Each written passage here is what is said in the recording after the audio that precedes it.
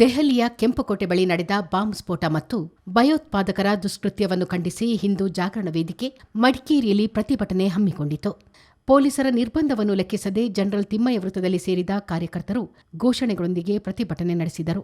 ಸಂಚಾರಿ ವ್ಯವಸ್ಥೆಗೆ ಧಕ್ಕೆ ಆಗುವ ಕಾರಣ ನೀಡಿದ ಪೊಲೀಸರು ಜನರಲ್ ತಿಮ್ಮಯ್ಯ ವೃತ್ತದಲ್ಲಿ ಪ್ರತಿಭಟನೆಗೆ ಅವಕಾಶ ನಿರಾಕರಿಸಿ ಧ್ವನಿವರ್ಧಕದಲ್ಲಿ ಸೂಚನೆ ನೀಡಿದರು. ಈ ವೇಳೆ ಕಾರ್ಯಕರ್ತರು ಆಕ್ರೋಶ ವ್ಯಕ್ತಪಡಿಸಿದ ಪ್ರಸಂಗವೂ ನಡೆಯಿತು. ಬಳಿಕ ಪೊಲೀಸರ ಸೂಚನೆಯನ್ನು ಧಿಕ್ಕರಿಸಿ ಕಾರ್ಯಕರ್ತರು ಪ್ರತಿಭಟನೆಯಲ್ಲಿ ತೊಡಗಿದರು.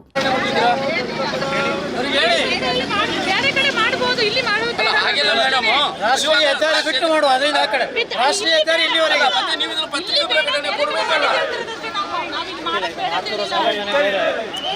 ಇದು ದೇಶಕ್ಕಾಗಿ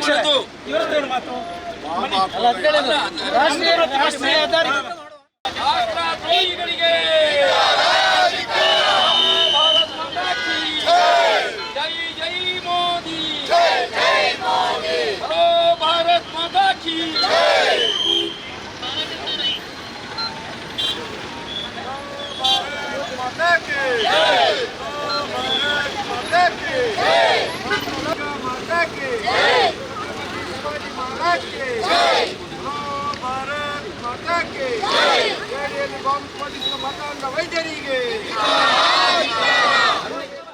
ಈ ವೇಳೆ ಮಾತನಾಡಿದ ಹಿಂದೂ ಜಾಗರಣ ವೇದಿಕೆ ಪ್ರಮುಖ ಅಜಿತ್ ಕುಕೇರ, ಇಸ್ಲಾಮಿಕ್ ಭಯೋತ್ಪಾದಕರನ್ನು ಹುಡುಕುವ ಉದ್ದೇಶದಿಂದ ಉಗ್ರರು ರೂಪಿಸಿರುವ ಸಂಚಿಗೆ ಹಲವರು ಬೆಂಬಲ ನೀಡುತ್ತಿರುವುದು ದುರ್ದೈವ ಎಂದರು.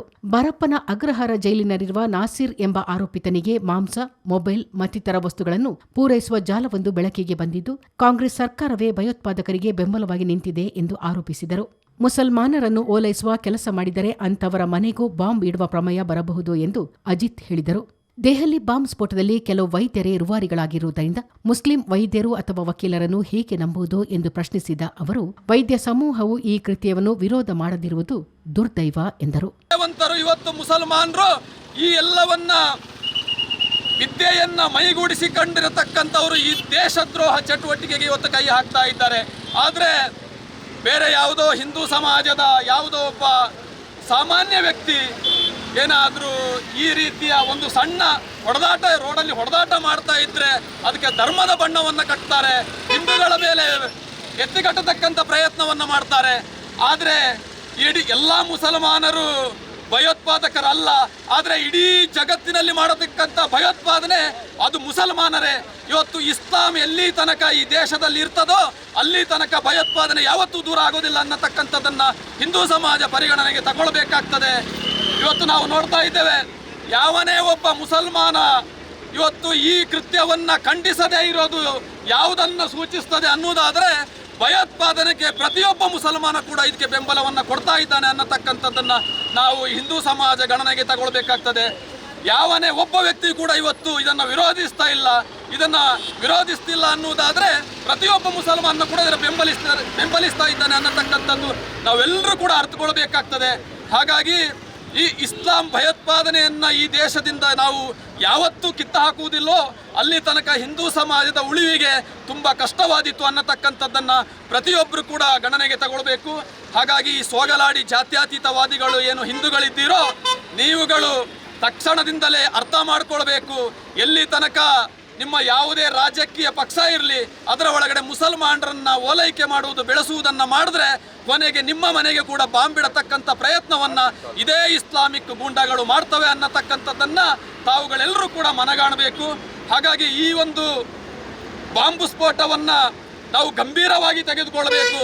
ಇವತ್ತು ಈ ಮುಸಲ್ಮಾನ ಸಮುದಾಯಕ್ಕೆ ಸಂಬಂಧಪಟ್ಟಂಥ ಡಾಕ್ಟರ್ಗಳಿರ್ಬೋದು, ಇಂಜಿನಿಯರ್ಗಳಿರ್ಬೋದು, ಇವತ್ತು ನಾವು ಯಾವ ರೀತಿಯಲ್ಲಿ ನಂಬಬೇಕು ಅವರನ್ನು? ಇವತ್ತು ನಮ್ಮ ಸುತ್ತಮುತ್ತಲ ಮನೆಗಳಲ್ಲಿ ಡಾಕ್ಟರ್ಗಳಿರ್ಬೋದು, ಈ ಮುಸಲ್ಮಾನ ಡಾಕ್ಟರ್ಗಳ ಹತ್ರ ನಾವು ಯಾವ ನಂಬಿಕೆಯ ಮೇಲೆ ಅವರ ಹತ್ರ ಟ್ರೀಟ್ಮೆಂಟಿಗೆ ಹೋಗಬೇಕು ಇವತ್ತು ಹಿಂದೂ ಸಮಾಜ? ಹಾಗಾಗಿ ವೈದ್ಯಕೀಯ ಕ್ಷೇತ್ರದಲ್ಲೂ ಕೂಡ ಅವರ ಯೂನಿಯನ್ನು ಬೇರೆ ಬೇರೆ ಅವರ ಸಮಾಜಕ್ಕೆ ಸಂಬಂಧಪಟ್ಟದಿದೆ.